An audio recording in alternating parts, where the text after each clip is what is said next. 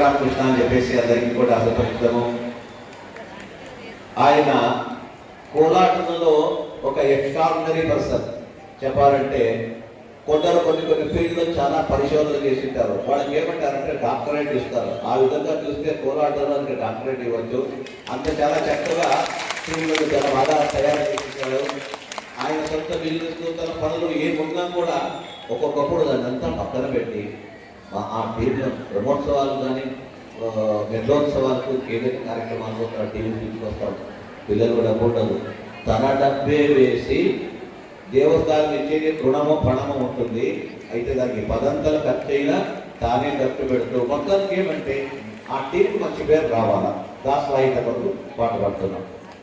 ఇంత కష్టం చేసి చాలా కష్టపడి రాత్రింపబడు మన దాసవాయిత కొరకు శ్రమిస్తున్నటువంటి శివరామకృష్ణ అనేటోరు. అతన్ని నేను విశేషంగా అభినందిస్తున్నాను.